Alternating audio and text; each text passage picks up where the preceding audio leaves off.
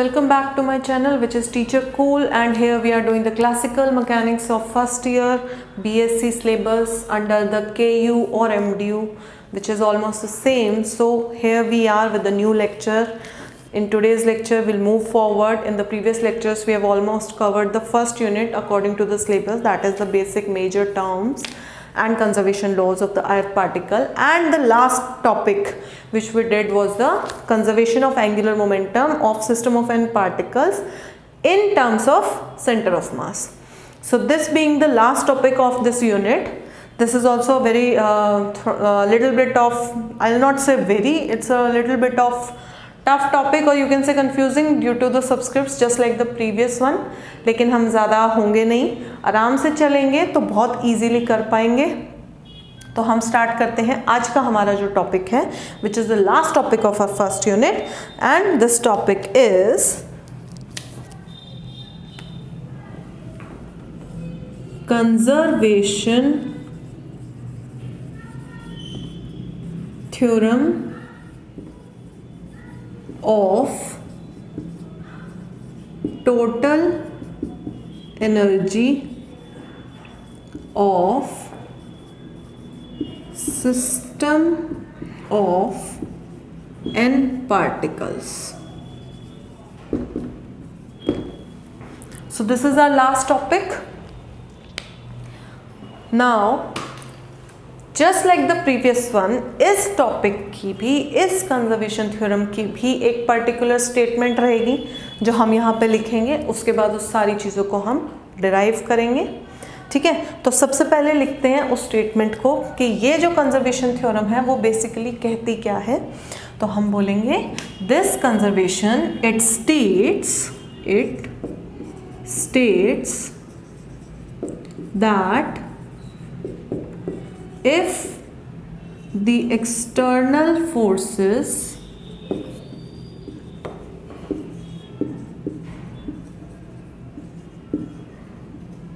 acting on the system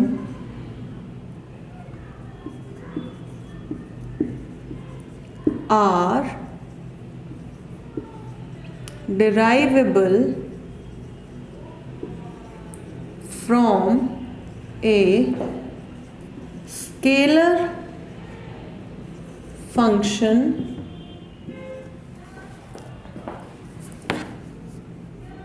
and internal forces are central,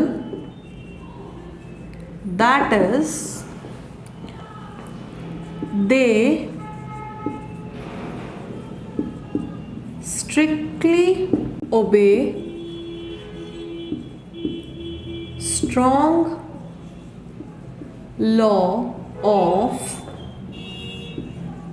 action and reaction, then the total energy, which is kinetic energy plus potential energy of the system, remains constant. So this is the official statement of this conservation theorem, जो हमें बताती है कि if the external forces acting on the system are derivable from a scalar function, जो हमने previous lectures में कहा था, just like in those cases, कि अगर जो मेरी, सबसे पहले हमने बोला था कि फोर्सेस एक्ट करेंगी. फोर्सेस को हम 2 कंपोनेंट्स में डिवाइड कर देते हैं स्टडी करने के लिए, इंटरनल एंड एक्सटर्नल. ठीक है, तो एक्सटर्नल में हमने बोला था कि if those forces are derivable from a scalar function, मतलब जो हमने नेगेटिव ग्रेडियंट लेके एक पोटेंशियल फंक्शन से हमने जो फोर्स निकाली थी, अगर मेरी जो एक्सटर्नल फोर्सेस हैं, चाहे वो 1 हैं 2 हैं या जितनी भी हैं, वो सारी एक स्केलर फंक्शन से निकल के आ रही हैं, फर्स्ट कंडीशन. सेकेंड कंडीशन, और इंटरनल फोर्सेस आर सेंट्रल, मतलब they strictly obey the strong law of action and reaction. जो हमने बोला था कि अगर इंटरनल फोर्सेस हैं, मैं मेरे साथ वाले पे जितनी फोर्स लगाऊंगी वो मेरे पे उतनी ही लगाएगा, following the Newton's third law of motion. जो उनका सम निकालता तो केम आउट टू बी 0। तो ऐसे केसेस में the total energy of the system which is the sum of kinetic energy and potential energy is constant and hence the total energy of the system हमारी conserve हो जाती है। तो this is the official statement। तो अब इसके बाद हम क्या देखेंगे, सिमिलरली मैथमेटिकल फॉर्म इसके लिए हम निकालेंगे। तो मैथमेटिकल फॉर्म निकालने के लिए हम स्टार्ट कहाँ से करेंगे, वर्क डन से, क्योंकि अब हम एनर्जीज पे आ गया तो energy is equivalent to work done. तो हम स्टार्ट करेंगे वर्क डन से। तो हम बोलेंगे work done in going from point 1 two point 2, एक पॉइंट से दूसरे पॉइंट पे जाने पे work done is given by 1 to 2 Fi dot DSI, जो हमने आयत पार्टिकल के टर्म्स में किया था। ऑब्वियसली यहाँ पर जो भी मेरी I फोर्स है, this force over here is Fi is equals to Fi external summation plus summation Fij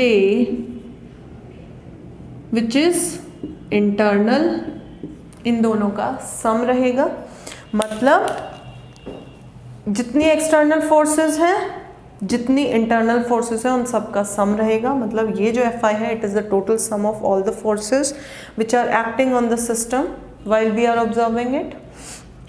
ठीक है, तो अब इसके बाद में क्या लिखूंगी, इसको थोड़ा सा, सबसे पहले जब हमने स्टडी करना है काइनेटिक एनर्जी और पोटेंशियल एनर्जी और हमें एक कलेक्टिव टर्म निकालनी है, तो हमारा लाइन ऑफ एक्शन क्या रहेगा, मैं सबसे पहले वर्क डन निकालूंगी in terms of kinetic energy. Kinetic energy के टर्म्स में मैंने एक वर्क डन निकाल लिया, जो भी मेरा सेम प्रोसेस है। अब उस सेम प्रोसेस को मैं उसका वर्क डन निकालूंगी पोटेंशियल एनर्जी के टर्म्स में। उसके बाद हम क्या करेंगे, उन दोनों को इक्वेट करेंगे, उससे मुझे पता लगेगा कि मेरा एंड रिजल्ट क्या आ रहा है और कैसे मेरी टोटल एनर्जी जो है वो कंजर्व हो रही है। तो स्टार्ट करते हैं। सबसे पहले हम क्या करेंगे, हम निकालेंगे work done in terms of kinetic energy. तो काइनेटिक एनर्जी के लिए हम क्या करते हैं, work done from 1 to 2, Fi को I can write derivative of momentum, Newton second law of motion, dPi by dt dot dSi vector, same है ये। तो Pi को मैं क्या लिख लूँगी, 1 to 2 d by dt mi into Vi vector dSi vector. इसके बाद मैं क्या कर रही हूँ, dt by dt multiply and divide by the same, doesn't make any difference. ये क्यों करेंगे अभी पता लग जाएगा। उसके बाद ये एक्सप्रेशन लिखने के बाद अब मैं क्या करूँगी, समेशन 1 to 2 mi बाहर आ जाएगा, कांस्टेंट है, ये क्या बचेगा, डॉट dVi बाय dt, ये वाला डेरिवेटिव, ds के साथ नीचे वाला डेरिवेटिव लिख देते हैं, dot dSi vector by dt dot dt रह गया, राइट। अब मैं क्या करती हूँ, इसको पीछे ले जाएंगे, इसको आगे ले आएंगे, डॉट प्रोडक्ट है, doesn't make any difference, summation 1 to 2 mi dSi by dt मुझे क्या देगा, velocity vector of the ith particle, Vi vector dot dVi vector by dt dot dt। ठीक है, इसके साथ अब मैं क्या करती हूँ, मल्टीप्लाई एंड डिवाइड बाय 2। 2 को अगर मैं लिखूँ, summation 1 to 2 mi by 2 2 times Vi into dVi by dt dot dt। अगर अब तुम लोग इस पार्ट को ऑब्जर्व करो तो ये तुम्हें साफ साफ दिख रहा है, it is the derivative of v square, x square का derivative is 2x dx by dt। Similarly ये वाला आ रहा है, तो मैं इसको क्या लिख सकती हूँ, अगर मैं इसको नेक्स्ट लिखूँ तो मेरे पास आएगा work done 1 to 2 is equal to sum integration 1 to 2 mi by 2 into d by dt of v vector का स्क्वायर डॉट dt। ठीक है, mi by 2 is also constant, तो उसको अंदर लेके जा सकते हैं। 1 to 2 d by dt of half mi v i square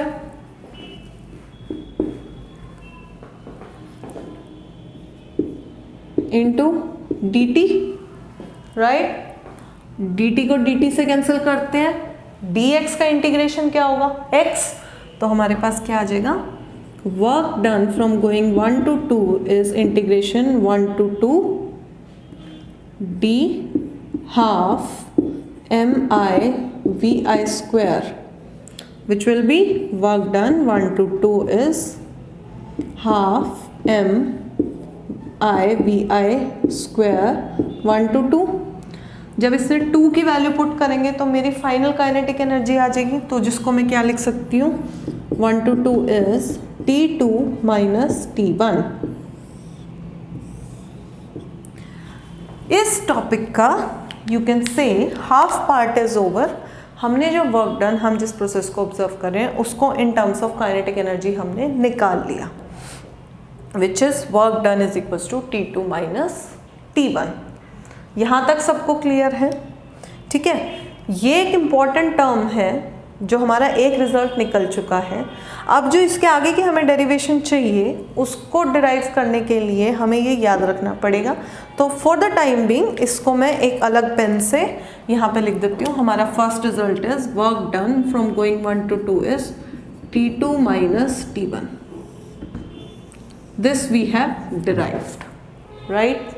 also इस पॉइंट के ऊपर हम एक चीज़ और बोलेंगे कि इवन एक डिफरेंट अप्रोच यूज़ करके जो हमने इसमें निकाली है, विच इज़ डिफरेंट जो हमने प्रीवियस लेक्चर्स में करी थी, आज भी हमारा रिजल्ट जो है वो सेम आया है। क्या है कि काइनेटिक एनर्जी के टर्म्स में हम वर्क डन को आज भी लिख सकते हैं एंड एक्सप्रेशन सेम रहेगा।